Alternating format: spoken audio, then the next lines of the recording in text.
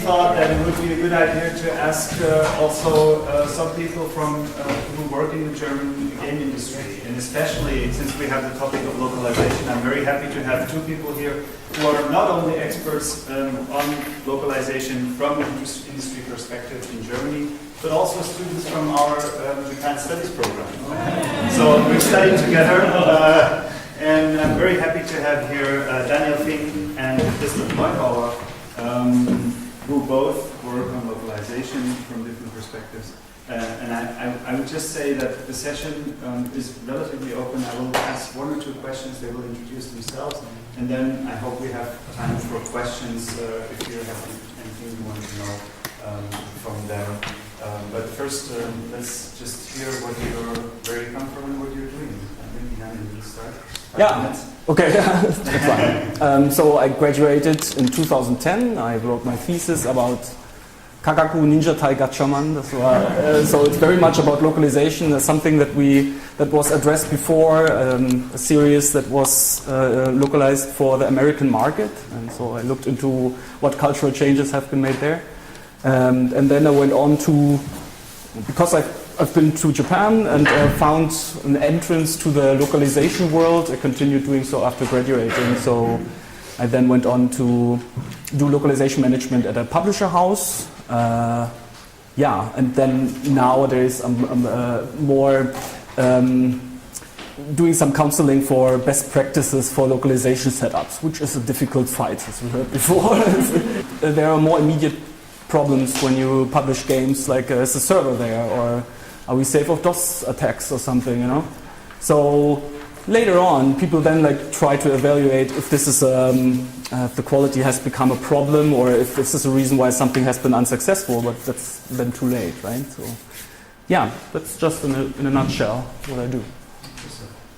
Yeah, my name is Christoph. I started out as a translator for Japanese, German, and English, and then somehow I made it into Sony Interactive Entertainment, worldwide studios, quality assurance, localization, testing, TV. So this is way too small. I've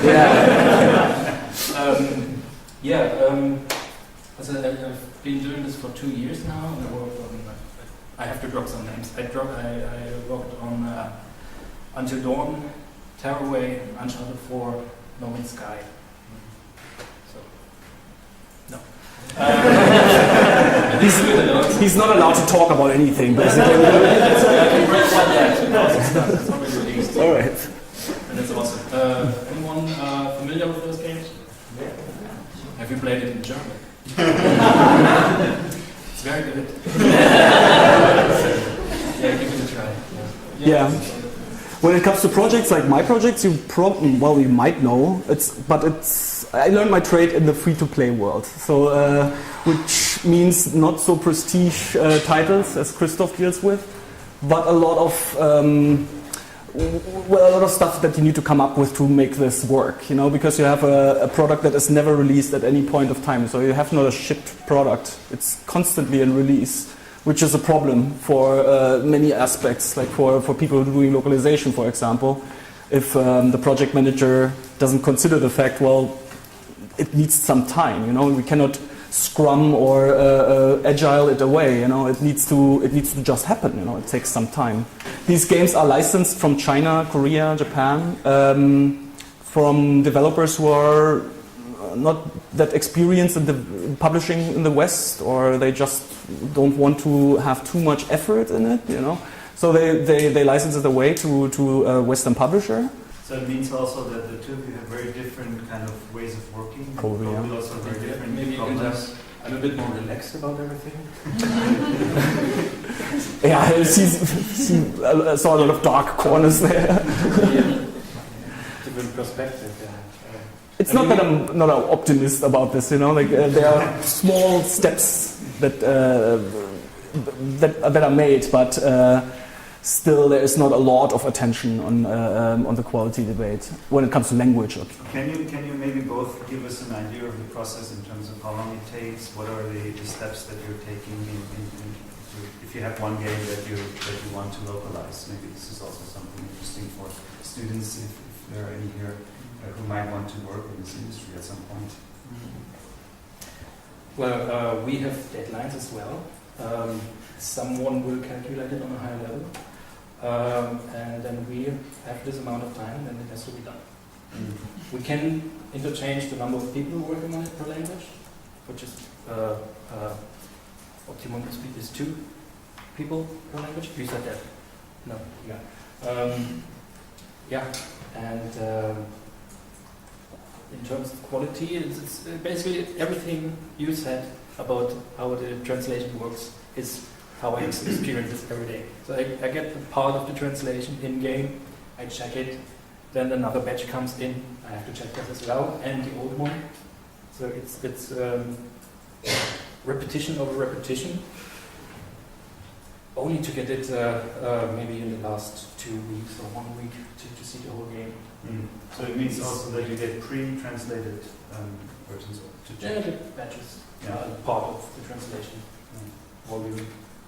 Because the translations are ongoing, but we have to test it.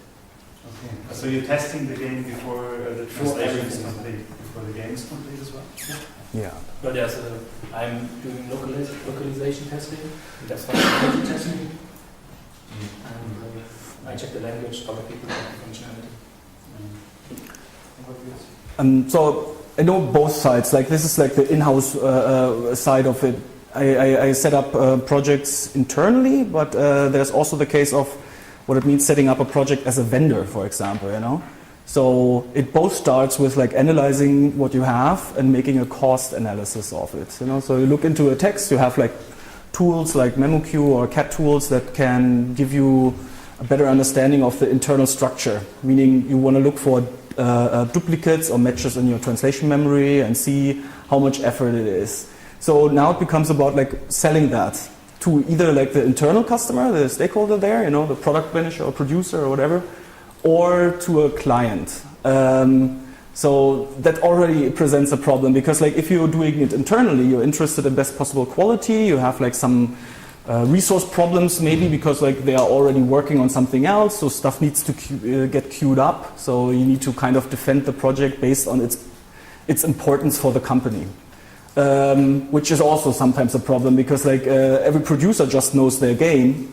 They don't know that, well, there's other games as well. Maybe your game is not that important, you know. So that's sometimes an interesting debate. But as a vendor, you also want to keep that client. You also have competition. Let's not make it about the price per word or whatever. It's a little bit more than that. You need intuition. If as a translator, if you look at the chart, and everything is just charts with games, you know. It's not like like when you translate a movie, you have like a perfect point of reference, which is the movie itself. But for a game, you rarely see it, you know, as a translator at all. So if you have good intuition, you have like a chart and you see the word race, and you know that most likely this will not be about cars, but about choosing a class or something, you know.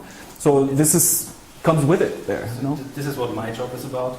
I actually see the translation in game and can decide if race is right. a car race or the class. Right. So if I see it in game, I can mess around. Sorry, I said I can improve the translation.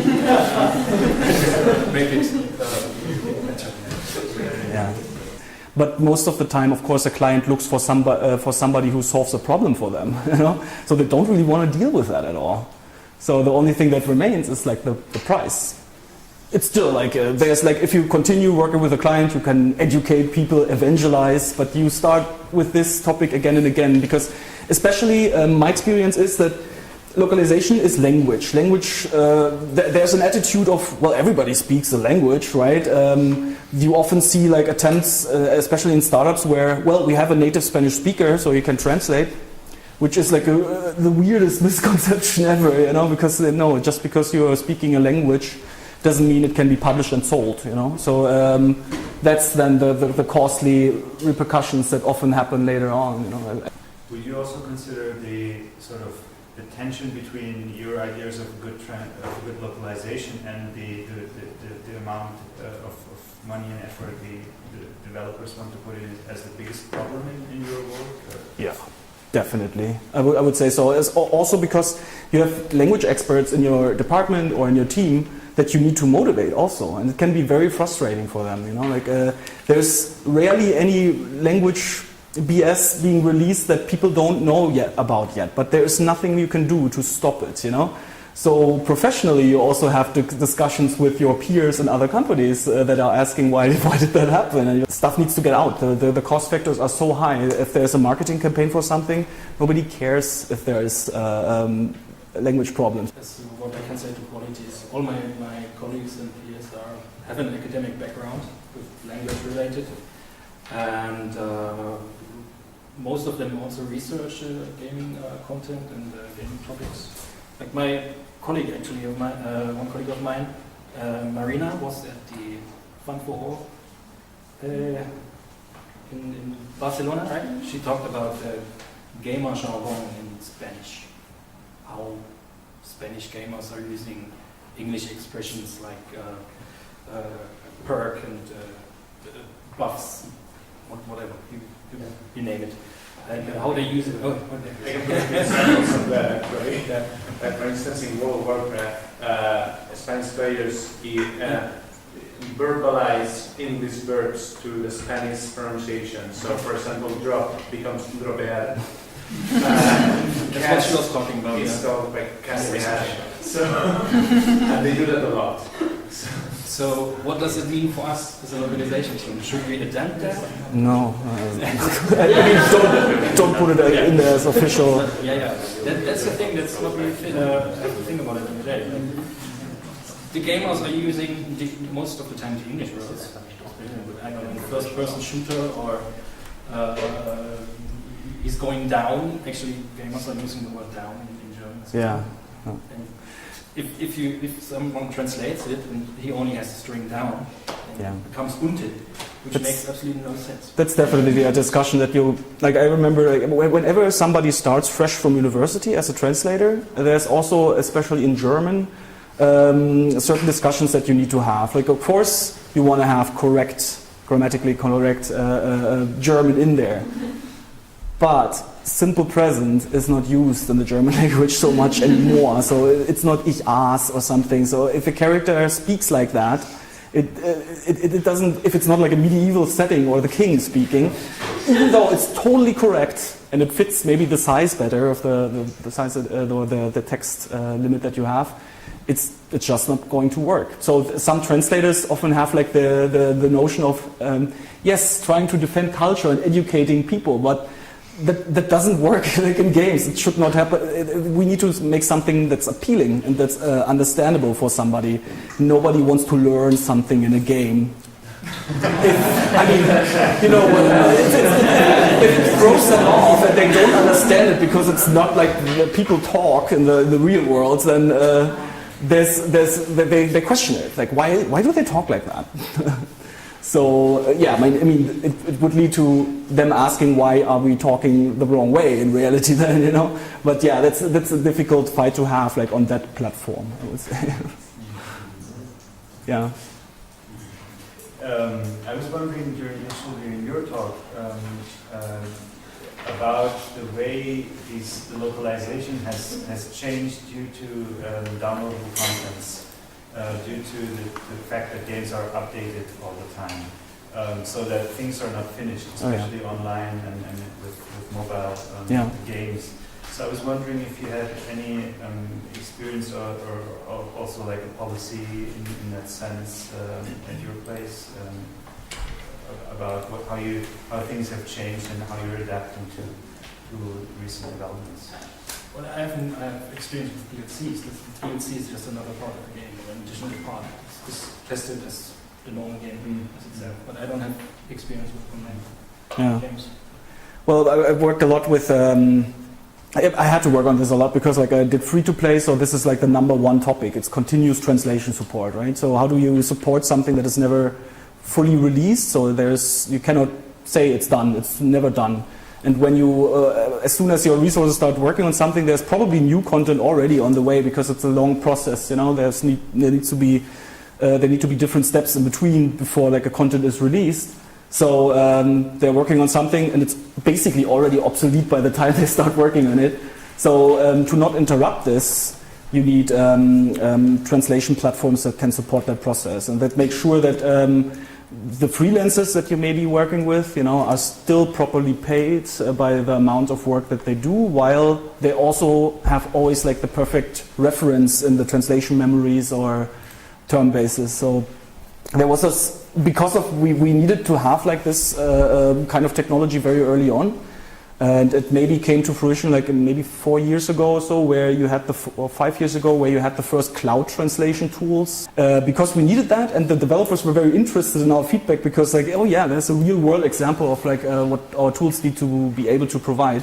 There was some very interesting exchange when it comes to localization technology. There's some very cool stuff out there. Do you use any technical support for your work? Yeah, but I'm not allowed to tell. So something.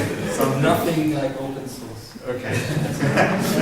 It's well, you can say it's like you develop it yourself, right? Yeah, that's right. So no commercial tools at all?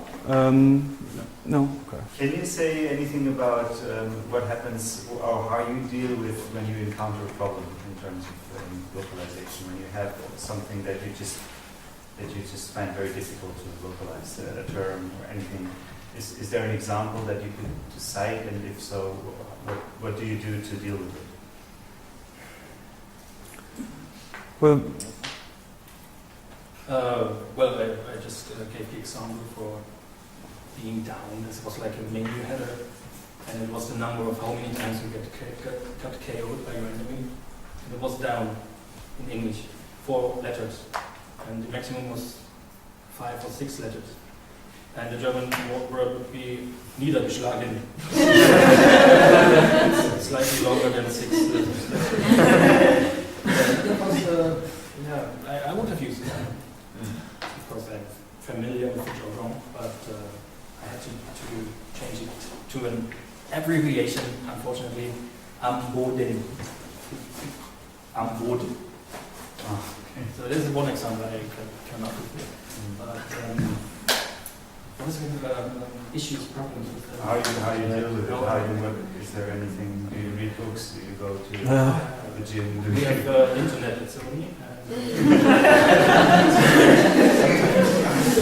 yeah, it's maybe one of the tactics to keep your sanity in it, because it's repeating itself again and again, and you need to tell people again, yeah, let's not do a Christmas event for Muslim countries, or the characters cannot look like that in that country because it's considered super offensive, or, so you write guides if the interest is there. And some of them are super interested in localization topics. They also understand it as a chance, because, let's say we are licensing a Chinese title.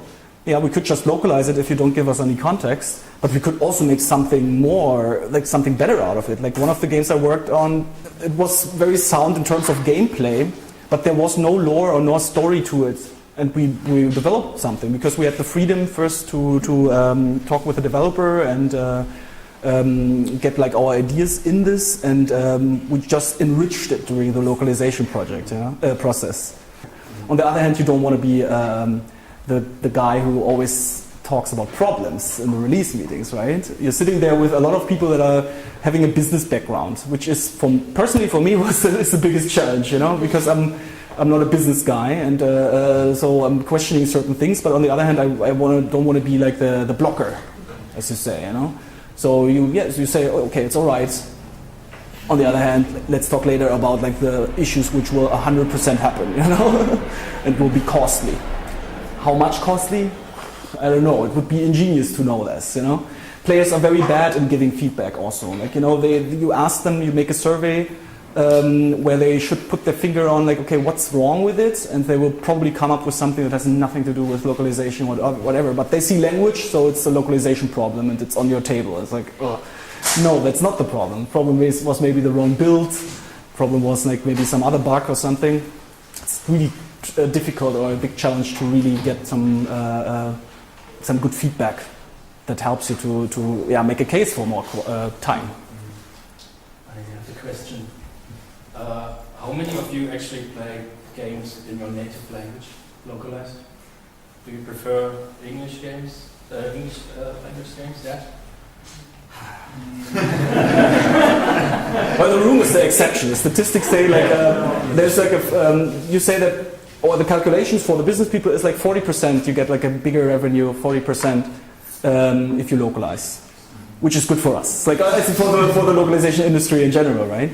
If that wouldn't be the case, then and maybe it's more the case for games than it is for TV, where it's now shifting very much into the let's subtitle everything one day after it has been shown in America and showed on Netflix or whatever. But for games, people are very much like switching at least the texts, you know.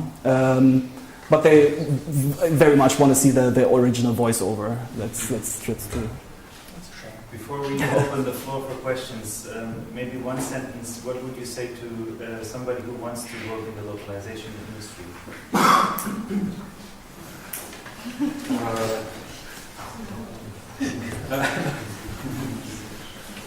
Lowered expectations. We wouldn't have done there. It's not something bad. It's a challenge, definitely, and you learn a lot, especially if you try to deal with. Everybody can do best practices. Everybody knows what it takes to do good localization. You need a good reference. You need context. You need to familiarize yourself, and then you can transcreate, or whatever the fashionable word is nowadays for doing immersive localization. You know, the challenge is then to make it work and stay economic about it. Well, for my job, you have to be good in your native language, in your source language, which is most of the time English, and seldomly Japanese, because you have to check for spelling, for grammar, for translation errors, for and overlapping, clipping, blah blah blah. If you're not, if your own writing is not good, then how can you evaluate the translation of somebody else? Maybe one tip, like if you ever should find yourself like applying for a localization role for a company that's doing video games or something, show them that you're a good problem solver, because that's the main thing that you're going to do. You need to solve a problem, and you need to do it autonomously. Because there is no best practices or guidebook for many of the problems that you're facing, because it's the first time that happens, you know. So a manager wants to see that you are able to do that, and not everybody is. You know, sometimes people are expecting an onboarding guide for everything, and then where you would prefer it as a manager to just present me with a solution, and then let's just go with it. But it should never stall. You know, it should never stop. You should definitely try something. That's definitely problem-solving skills. That's important. Yeah, the best working weeks are weeks when I have no contact with my test lead. They're good people, but it shows me that I'm doing something right, and nobody is asking what I'm doing. Okay, well, thank you very much, first of all, for insight into your work.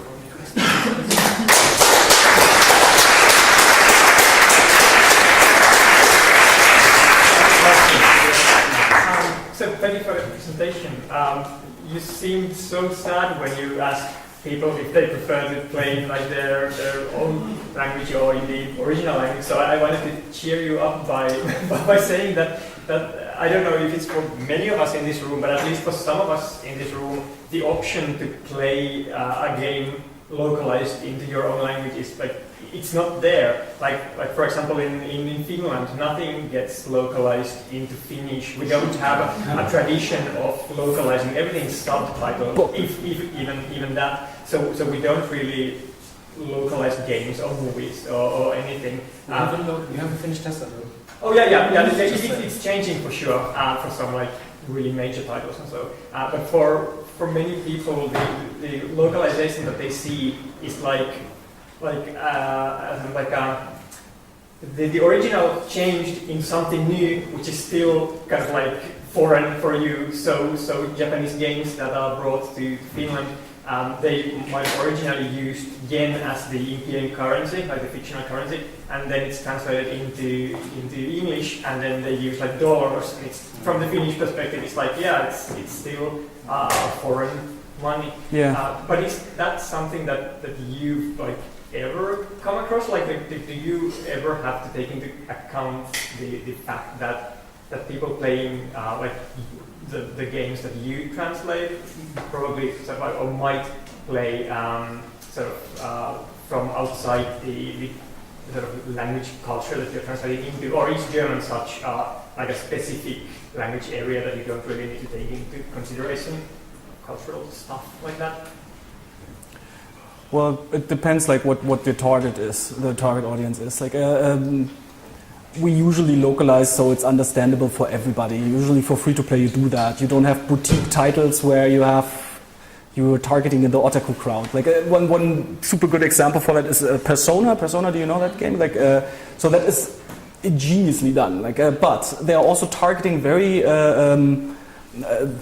purposely a market that is very otaku. So everything is there's a family motto, there's Japanese dishes, there's like people live in Japan. It's not like that these people are living somewhere else. You have the feeling, no, it's Japan. But you would know that might be difficult to understand for anybody who doesn't know about like what Japan is like, you know, or how the everyday life is. So you usually there's also what is it called, the new Pokemon that came from that they localized into being in America again, you know, like the traditional yokai watch, right? So they did something super interesting with that. So the whole story was just relocated into America. They moved to America, which is totally smart. But you cannot do this with every product, right? So. That's still a problem. So people on the business side still consider that. Yeah, who's playing that? Is it okay if dead people become monsters for our children? You know, or should we do something else with it? Do you take into consideration that non-German players would play the games? German? Yeah. No. There's other options for other about languages. Austria, Switzerland? Is there any difference? Oh, They speak proper German. Do you consider is there any local background that you would ever consider? that's the problem with, you know, like when you play an English title, they often use like Scottish accents or funny Southern American whatever slang. Cowboys speak like that, and you are tempted to do to use equivalents from German. You cannot do that. It's like if someone is speaking Saxon or Bavarian, it brings you out of it. It works for English and for English only, and so you completely lose that in localization, unfortunately. Because like, I don't know, like the worst example is for me always Alf. Alf in the 80s was localized with references to Genscher or to like political stuff going on. Well, everybody knows that the tenors don't live at Bonn, right? So it brings you out of that experience completely, you know. So you try not to do that if possible. But that's the interesting part about playing a game in English or in the original language and the localized language. But I give the example of Uncharted 4, Nathan Drake. He speaks kind of a thick accent. Like, would you give me the weapon or something? But you can't translate it. Sorry, it's German. But kannst du mir mal die Wumme geben? He wouldn't say that. He speaks proper German. I wanted to ask you, is there any situation when you mentioned with the case of Alf, what that could enhance the experience of the game? Because in the case of Spanish translations, we have a very shiny example called Little King's Story. That when they imported it to Spain, they basically forgot the script and put a lot of very in-house jokes, and they did a lot of references to comedians, Spanish people who had very thick accents. So whenever you hear that game, it seems like it's supposed to be a tonal class, but because the game is very cute and very kawaii, but at the same time, it makes for a completely unique experience. So I don't know whether that can be justified in Well, consider that you're doing the game for 16 languages. So you try to get all the languages to do that. I can tell you that for 3 of the languages you will get into political issues because maybe the jokes are not correct for. So you stay away from that to begin with, just because what's as a project manager internally, what's your benefit of it? You know, so like yes, you could do your task, or you could go the extra mile that nobody has asked you for. You know, like you could suggest that, but if that goes wrong, then it's on your doing, you know. Yes. So this is why it's not happening on that scale, probably, you know. But yeah, it would benefit. I'm sure of that. It hasn't happened again, so maybe that's us. I think Rachel and then Jeffrey. Oh, yes, I had a question about the games industry at crunch time. So we all know that, programmers and designers, they have to work extremely hard when they get to the deadline, and you, Christoph, mentioned the deadline as well. So do you work on a kind of day-to-day schedule, 9 to 5, clock into the office, do you work and go home, or is it more like you take it easy until things get up to the deadline and then you're in the office 18 hours a day? Or I'd just like you to talk about your day-to-day work life. First one. First one? 9 to 5:30. And then, I don't know, if it gets crunchy at the end, then we do overtime or whatever's necessary. And you're right, crunch time is very much focused on the developers and the engineers and all these techie people, which are also very costly, you know. And there's often the misconception just because somebody is expensive, he's also doing the more valuable work, even though that if you are a translator, not that expensive maybe, but if they don't do their job, the project is not released, just as if the engineer would not work or something, you know. So you need to make people aware of that. You know? Yeah. So, a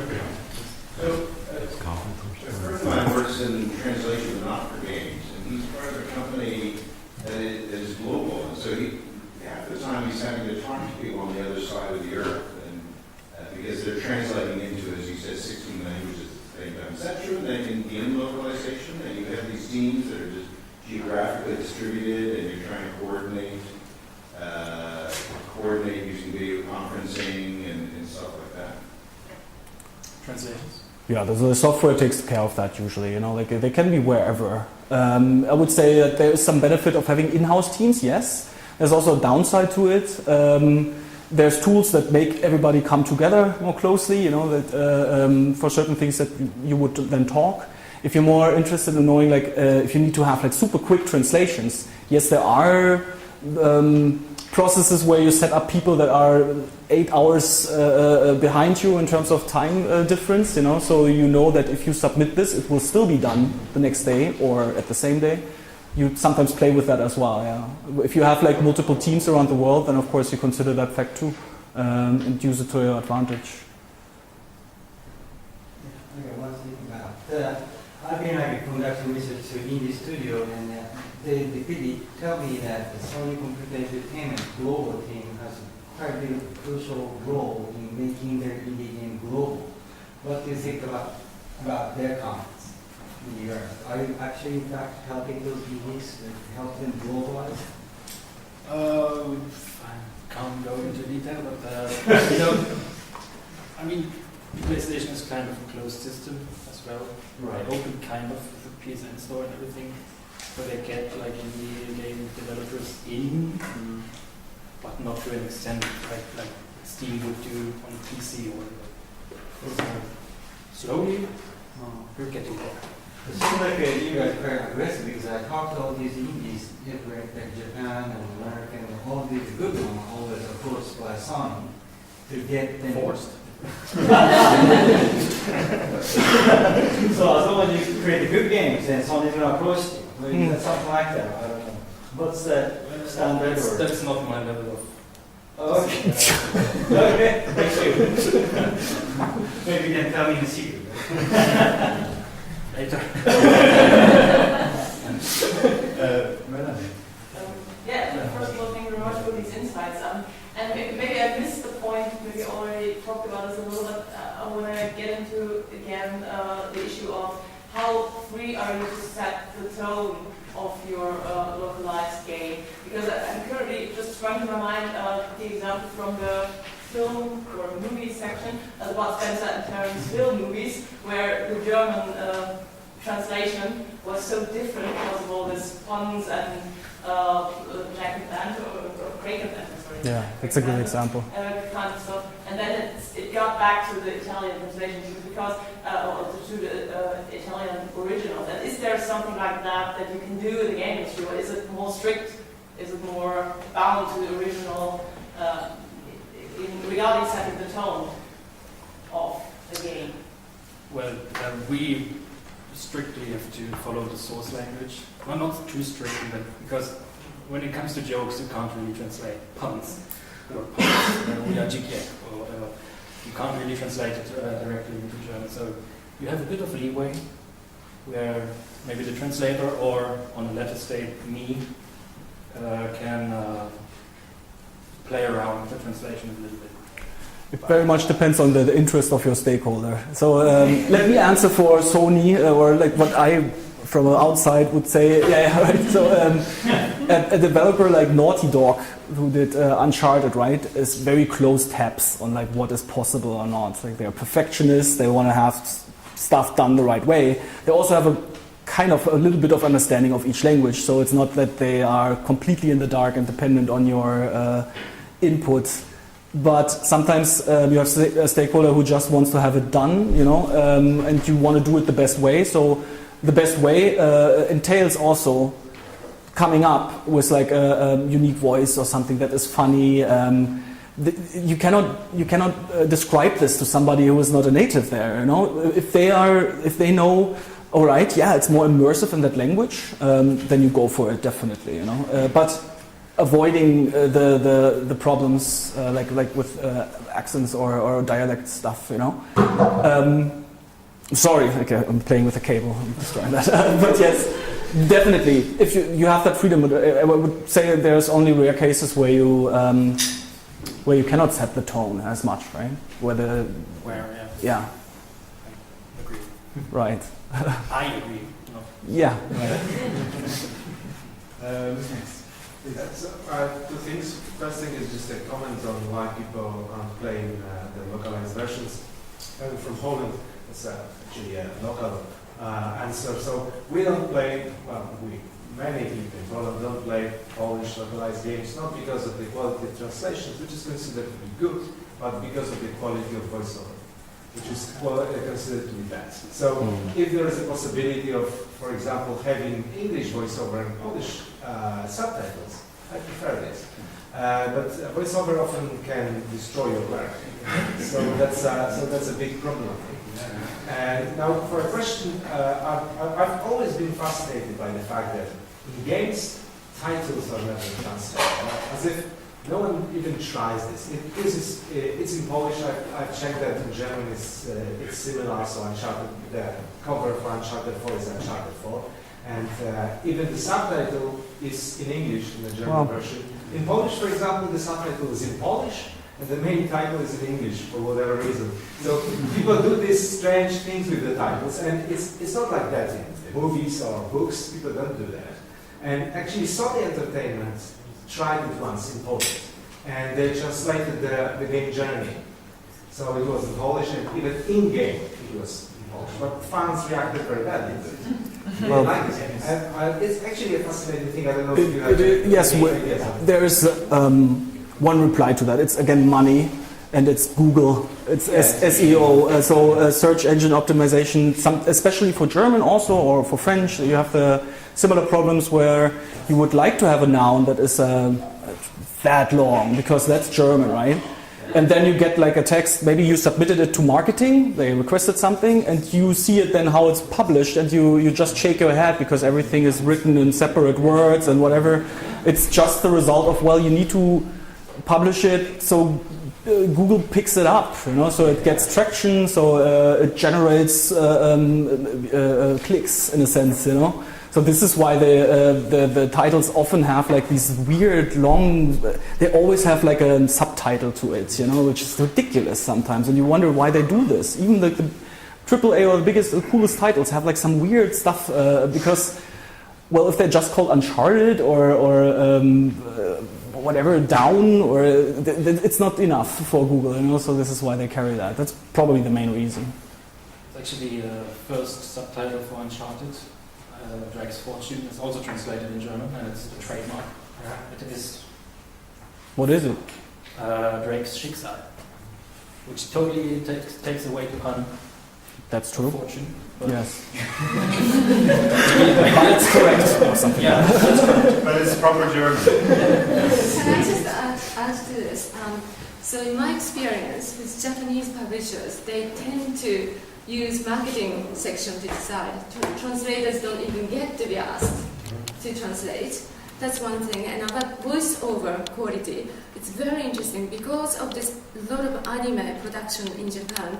Japan has such fantastic voiceover talent, ready. So original, Japanese game have excellent voiceover. Then when it gets translated, often like North America didn't used to have very good pool of actors, voice talent. So that used to be a real issue. But now it's much better in many different countries. But it's really interesting. This is how anime culture in Japan actually helped out this high quality voice actors already there. I can confirm the marketing part where marketing decides to just publish something on their own because they're quicker and they're natives and whatever, right? So and then you were getting asked by the CEO or something like, why did you release that? Like it's completely wrong. It has spelling mistakes all over. Well, we got never asked. Actually, I can add to that. Representing the marketing business and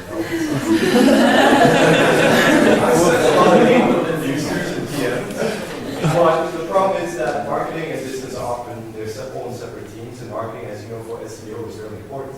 Now, to deal with the haphazard localization, for example, I can tell you that in Sony and Microsoft, you have TRCs, and you have the minimum required number of languages to release in certain regions. So some studios do not have the budget to do so, and they prioritize certain regions over others just due to the console install base numbers that they have. So that's why. Now, typically in smaller or inexperienced game studios, I know they're really fast. It all depends on if they have localization managers in-house or not. Because typically, during my time at the big studios, we have a localization manager get involved with the project from conception onwards, just to warn us on the pitfalls. Perfect world. Yes, exactly. It's like it should be. Yes, you need to avoid that. But at smaller studios, especially startups and a lot of Chinese companies, they don't place importance on this. They just don't care because for them it's about what's the ROI, what's the retention. That's all we care about. Once they establish in-house or once they establish in the country, then they try to go abroad and then we fail on that. But then for them it's just, we'll toss this project, we'll do another one. Yeah. For definitely marketing and business, don't assume that having a business background makes you good at business. A lot of them have no idea what they're talking about. No experience, seriously. That's true. But the really good ones really know their value and they bring real good value on return on investment onto a project, and they're the ones that will actually rationally explain to you their decision. Now, I mean, for marketing, for example, well, if you have an internal department with like people from all over the world, all your target markets, goddammit, then involve them, ask them, use them for something else, let them give you feedback about other things that are not even translation related. It also relates back to what their performance is graded on. I know you said you're having problems with why can't we prove the value of localization and culturalization for different areas, or what are the purposes for that, what's the return on investment for that. And the problem is that marketing is a bit separate from business, which is separate from production. Everyone has their own metrics and their own performance values to go by. And typically in a big studio, marketing and business take precedent over anyone in production. Yes. That's the end of the story. It's sad, but it's true. And the chain goes even lower, where there's localization after and then QA QC right at the bottom. I'm sorry. Typically, and I explained to a couple of you here, is that marketing budget is always 50% or more of the entire project. Yeah. So you can create a multi-million-dollar project, but if you don't have that budget for marketing, you fall on the top, especially for a big AAA game. So there's a reason why Microsoft and why Activision spends so much just on marketing alone, right? And obviously the big studios are well prepared to handle localization because they have that expertise built up. Now it's the smaller and mid-level studios that do not have that localization manager there to actually guide them. However, it's up to the development community itself to educate each other on what is the purpose of culturalization and the purpose of localization. Consider what this means, by the way, like internally. Like you have like a huge localization QA mechanism for Sony. It's like hundreds of people, and then you have one marketing manager, and just like with one email, he produces more costs, so it's more important. His decision and word weighs more, and then you are like a department head or whatever, and need to kind of justify certain, well, maybe the project was axed or something delayed, whatever. So you need to kind of tell this to your people also, you know. So it's a lot easier maybe for the marketing guy to get this going, but it has huge repercussions for everything else. So just to summarize, I think the majority of the localization quality battle will have to deal with the mindset of marketing and business combined with production. I mean, once you can figure out the trifactor of those three different departments, then you can be more effective in pushing the importance and justifying the importance of localization and localization. That's how I see it from experience. Well, certainly, the fourth keynote and this session has helped to at least make the people in the room aware of the importance of localization and also all the pitfalls and problems that you're encountering every Challenges, day. yes. Just to make games in all different languages that you're here playing with. Thank you very much for coming here, for sharing your insights and your experiences. We're continuing after the break and have a good continuing conference. Cool.